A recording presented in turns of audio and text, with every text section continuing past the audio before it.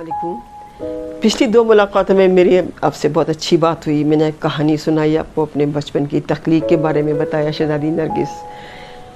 आज मेरा दिल चाह रहा है कि मैं आपसे एक और अपनी ज़िंदगी की कहानी शेयर करूं, इसलिए कि आज मुझे बहुत याद आ रही है। बकरीद पे वो शुरू हुई थी मेरी कहानी, तो बकरीद का महीना है, तो मैं चाहती थी कि मैं आप लोगों को बताऊं।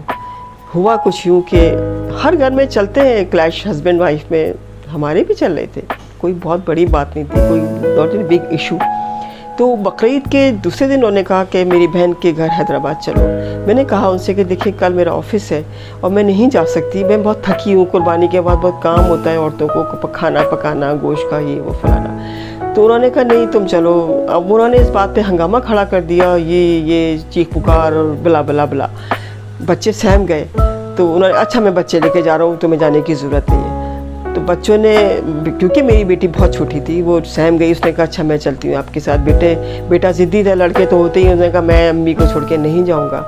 खैर वो मेरी बेटी को लेके हैदराबाद चले गए। उसके बाद मुझे नहीं मालूम कि वो कहाँ है। मैंने बड़ी कोशिश की रब्ता करने की कि कहाँ गए, क्या है, मुझे नहीं मालूम कि वो हैदराबाद पहुँच के किसके पास हैं, बहन के पास हैं या कहाँ है। फिर अचानक एक दिन ऑफिस में मेरे फ़ोन आया कि मैं कराची आ रहा हूँ, अपने भाई के घर में, नॉर्थ कराची, अरीबा से बेटी से मिलना थे, तो वहाँ आ जाओ। मैं फ़ौरन मैं दौड़ी और मैं कोशिश की कि मैं जाऊँ। लेकिन जैसे ही मैं कोशिश की, मुझे ये लगा कि हर तरफ एक हंगामा, आग, शोर, बसें जल रही हैं और लोग भाग रहे हैं, अफरा तफरी है, लोग एक दूसरे के मतलब अपने कोशिश कर रहे हैं बचाने की, फायरिंग हो रही है।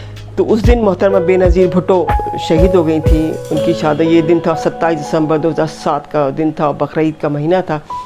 मैं बड़ी परेशान थी, रास्ते रुके हुए थे, हर जगह आग लग रही थी, बैरियर खड़े हुए थे, पुलिस वाले थे, फ़ौज थे। लेकिन मुझे था कि मुझे अपनी बेटी से मिलना है, मुझे जाना है कि मेरी बेटी कहाँ है और मुझे उनके घर जाना है। और एयरपोर्ट से घर बहुत दूर था। मैंने अपनी बहनों से कहा मेरे साथ चलो। मेरी बहनें फ़ौरन आई और हम तीनों गए। बहुत मतलब रास्ते ख़राब थे, आग लगी हुई थी और मेरे दिल में आग लगी हुई थी, उससे बहुत बड़ी आग थी। बस मुझे ज़िद थी कि मुझे अपनी बेटी के पास जाना है। मुझे नहीं मालूम कि मेरी बेटी किस हाल में।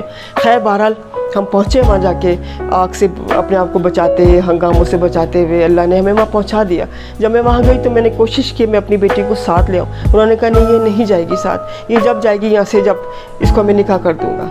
अब मैं क्या करती, मैंने अपनी बहनों से कहा तुम लोग वापस जाओ, मैं यहाँ रह जाती हूँ। कोशिश करती हूँ कि इनको समझाने की, शायद गुस्सा हल्का हो जाए, मैं लेके आती हूँ रीबा को। लेकिन चली गई वो मेरी बहनें। अब मैं वहाँ उनके कमरे में, भाई के कमरे में कैद थी, मैं और मेरी बेटी। मेरा मोबाइल छीन लिया उन्होंने, मेरे घरों से मेरा कोई रब्ता नहीं रहा। घर वाले अगर मुझे फ़ोन करते तो ये उठा के कहते कि आपकी बेटी मर गई और नमासी मर गई, आप फातिहा पढ़ लें। मुझे नहीं पता, मुझे नहीं समझ आ रहा था कि मैं क्या करूं, कहाँ जाऊं, कैसे निकलूं। बस मैंने समझ लिया कि 27 दिसंबर 2007 को मैं और मेरी बेटी भी शहीद हो चुके।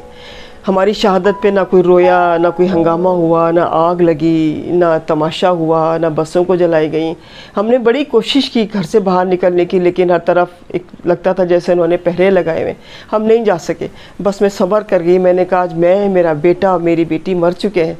27 दिसंबर को मेरी भी शहादत थी, लेकिन किसी को मालूम ही नहीं कि मैं भी शहीद हो चुकी हूँ, मैं भी नहीं हूँ, लेकिन मैं हूँ। ऐसी मौत हूँ जो मरता नहीं है लेकिन ज़िंदा रहता है। फिज़िकल मौत नहीं है लेकिन ज़िंदा रहता है। अब मैं आपको किस्सा बताऊंगी अपनी अगली मुलाकात में आपसे कि मैं कैसे निकली और क्या हुआ मेरे साथ, और मैं यहाँ तक पहुँची तो कैसे पहुँची, क्या क्या तरकीबें हुई, क्या क्या मसाइल मैंने झेले। इंशाअल्लाह मेरा इंतज़ार कीजिएगा। अल्लाह हाफ़िज़।